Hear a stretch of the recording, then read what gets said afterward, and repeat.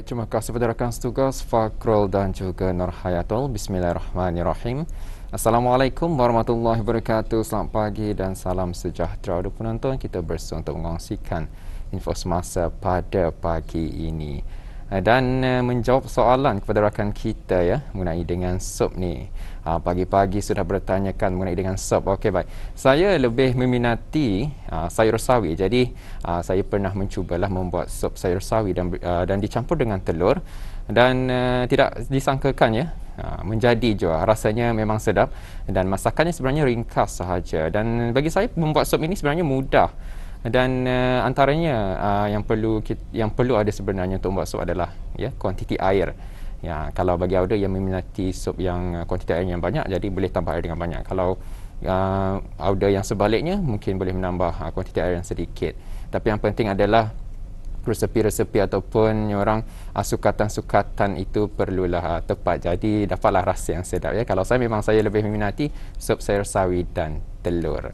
Dan sebelum kita menyaksikan bahan visual ada, saya kongsikan mengenai dengan penutupan sementara bekalan elektrik yang akan berlaku esok 15 Oktober 2021 Jumaat yang akan menjejaskan di Jalan Sebakit Atas Simpang 439, Simpang 428, Simpang 425, Jalan Kampung Tanjung Maya, Daerah Tutong. Dan penutupan sementara bekalan elektrik ini adalah disebabkan oleh kerja-kerja bagi pemasangan mendirikan tiang yang baharu di Jalan Sebakit Atas, Kampung Tanjung Maya, Daerah Tutong. Dan ambil maklum, penutupan sementara akan berlaku dari jam 8.30 pagi sehingga 12.30 tengah hari. Jadi ambil maklum pada penduduk kampung yang tinggal di kawasan yang terjejas. Dan untuk seterusnya, mari kita saksikan pula bahan rakaman yang kami sediakan untuk hari ini.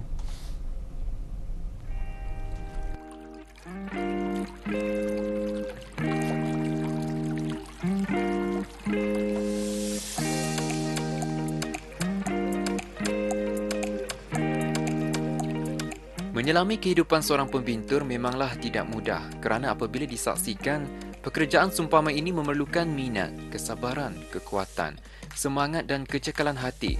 Namun apabila difikirkan sejenak, inilah antara pekerjaan yang sering dilakukan oleh nenek moyang kita dahulu kala, iaitu sebagai seorang nelayan.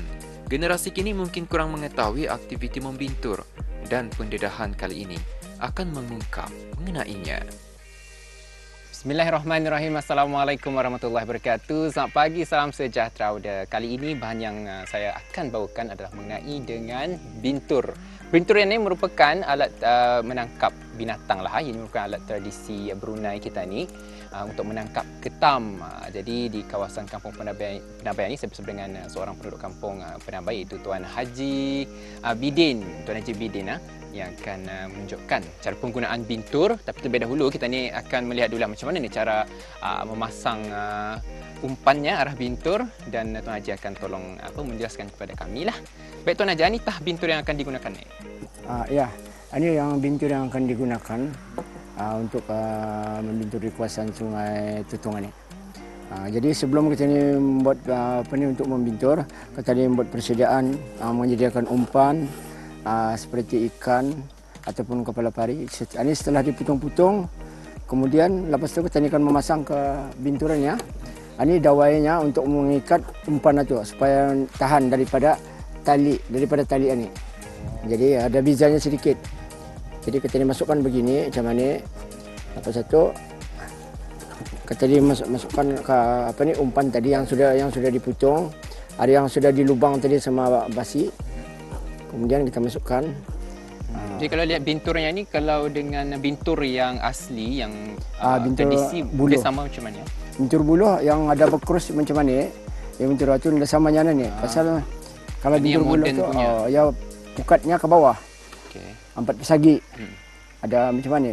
Bertali bertelampung. Ini jenis bubur ni yang paling baik sekali. Pasal walaupun harus kalau sudah dipasang macam ni, walaupun tunggang terbadik ke apa kata ini, yang dia akan keluar, dia jatuh. Ini ditebukan ya atau ditutup lagi ujung? Ini ditutup dari kunci. Ini kuncinya. Macam mana? Dikunci. Ini kuncinya. Jadi kunci. Jadi kalau sudah ke sana sudah macam ni, ya bertali macam ni kan, sudah pasang umpan. Dikunci jatuh. Tali pasang tali macam ni.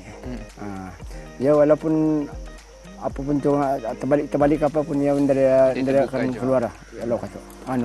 Jadi biasanya berapa ekong tak boleh masuk sekaligus? Katam selalunya masuk kadang-kadang seekong, 2 ekong, 3 ekong, kadang-kadang 4 ekong, 5 ekong pun ada lah. Basar damit lah. Melihat keadaan juga. Kadang-kadang ada je kosong. Ada je kosong Ada je kosong tu. Heran. Nasib lah.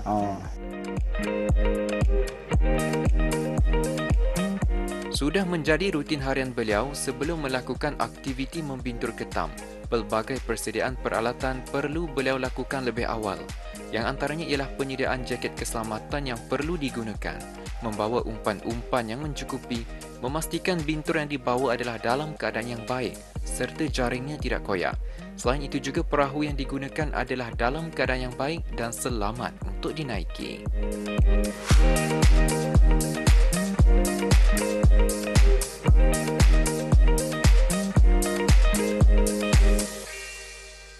Dalam tinjauan ini, beliau turut mengongsikan bintur yang digunakannya adalah rawai bintur, iaitu bintur moden yang rangkanya diperbuat daripada besi dan pukatnya pula adalah daripada jenis jaring nilon, dan juga menggunakan rawai, iaitu menggunakan tali panjang yang berukuran lebih kurang 500 meter, dan ianya juga mempunyai anak tali yang terpasang padanya bintur dalam jarak 1,5 depa. Manakala jarak antara satu bintur ke bintur yang lain adalah lebih kurang 6 ke 7 depa. Dalam satu rawai pula mempunyai lebih kurang 30 buah bintur. 2 biji batu berukuran besar digunakan sebagai pemberat untuk menenggelamkan rawai bintur dan telampung pula berperanan sebagai penanda. Penggunaan teknik ini adalah untuk meningkatkan kuantiti penangkapan ketam dalam satu masa. Bintur-bintur yang telah pun ditenggelamkan ke dalam sungai perlulah dibiarkan buat seketika waktu yang secara puratannya adalah sekitar 4 ke 5 jam atau lebih. Tetapi bagi penggunaan rawai bintur, ianya boleh dibiarkan seharian sebelum diangkat semula dan kebiasaannya beliau memerlukan masa lebih kurang 2,5 jam untuk menarik satu labuh. Ketam-ketam yang berjaya ditangkap akan diikat dengan menggunakan tali dengan cara dan teknik ikatan yang betul dan kemudiannya diletak ke dalam bekas yang dibawa. Bagi beliau, dapat menangkap ketam yang banyak adalah merupakan satu kepuasan dan rezeki daripada Allah Subhanahu Wa Taala.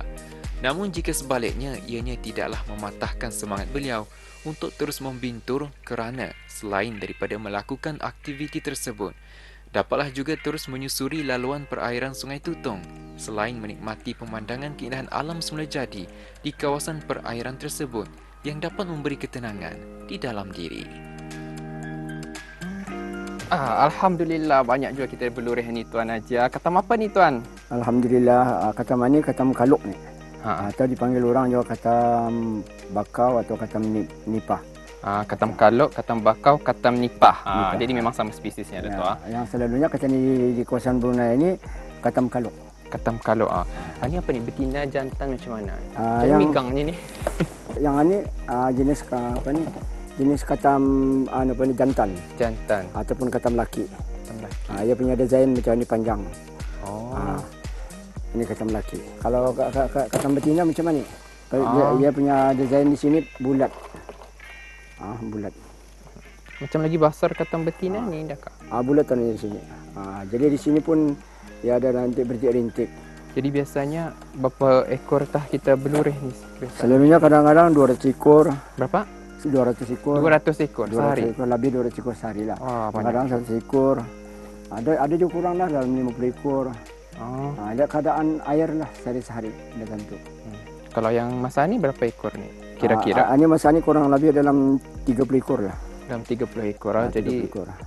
Saya pun melihat tadi masa kita membintur ada beberapa spot kawasan yang kita bintur. Jadi memang itu spot yang paling sesuai kah ataupun membintur ni memang kita ni boleh lakukan di mana saja. Yang penting ya kawasan sungai. Ya, yang pentingnya di kawasan sungai atau di pinggir-pinggir sungai atau di tepi-tepi sungai.